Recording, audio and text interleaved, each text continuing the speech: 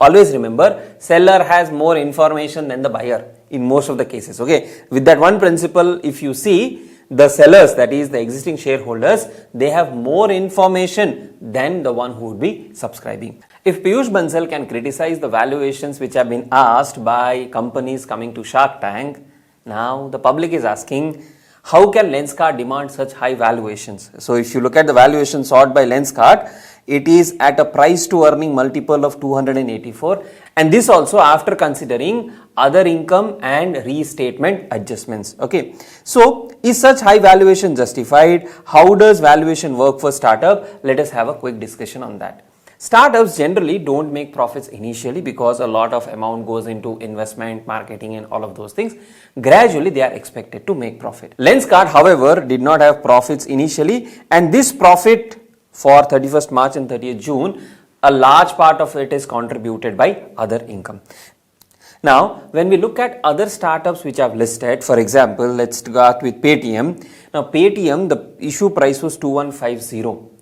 And even at this price point, Paytm was saying that, we could have priced the IPO at a much higher level. Then what happened? From 2150, it continued to fall. It came down till 571. Of course, subsequently also it fell down, but that was because of other issues. But then clearly we can see it was highly overvalued at the time of listing. The next one was Nykaa FSN E-Commerce Ventures Limited. Now for Nykaa also the issue price was 1125 if I am not wrong. After adjusting for split it comes down to 225. Then you can see initially the price was hanging around 400. It went up, but then you can see how it corrected subsequently and came down to 125, almost half. Of course, subsequently after that gradually it has seen some recovery. Then the other company Ola, you can see how badly it has corrected. You can see Eternal, Zomato. After listing, it came down to 48. Subsequent rise, a lot of it is being attributed to acquisitions of Blinkit and other expansions. But after listing, gradually you can see it had fallen down to 50 rupees a share, right? Then if you look at Paisa Bazaar Fintech, again a very high initial price came down to 380. From Car Trade also down to 520. Of course, now it is higher than the IPO price. Now, one thing we can see by looking at all these charts is that if the stock price is overvalued, if the listing is at a very high price, subsequently there are high chances of correction. Now, I am not saying that Lenskart is being listed at a particular price and subsequently it will fall and then you can buy. That is not my advice. But looking at the past history of all of these startups, we have seen that over due course of time, the prices have started correcting. Okay.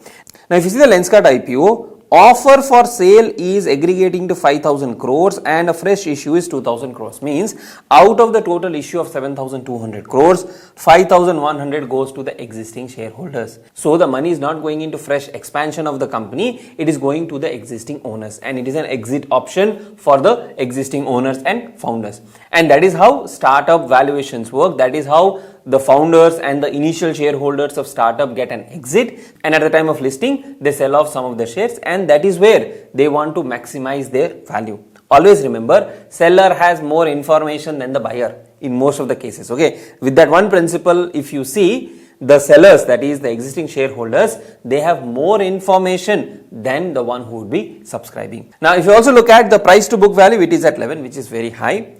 Given the fact that Lenskart is not a pure tech company, see, it's not like Zomato or it's not like Paytm and all, where a lot of amount goes into technology. It is actually operating as a brick and mortar store. Okay, like any other optical store, it is also a chain of optical stores. So whether you go to Titan Eye, whether you go to Reliance Vision, whether you go to Lenskart, my experience has been similar. Okay, the experience has not been significantly different. Okay, I don't see Lenskart as a pure technology play, and hence such high price to book value, in my opinion, is also not justified. And going by the history of startup listing, if it is overvalued, definitely there will be a course correction over a period of time, and at an optimum valuation is where you can make more money. Now, am I advising you not to subscribe to this issue? That is not the purpose. The purpose is to throw some lights on what has happened in the past, and looking at the numbers, it looks overvalued to me. Okay, if based on your study you feel that the valuation is appropriate, or if you are someone who wants to bet on the listing gains, definitely you can go ahead and apply. and let's see what happens after listing to this particular company.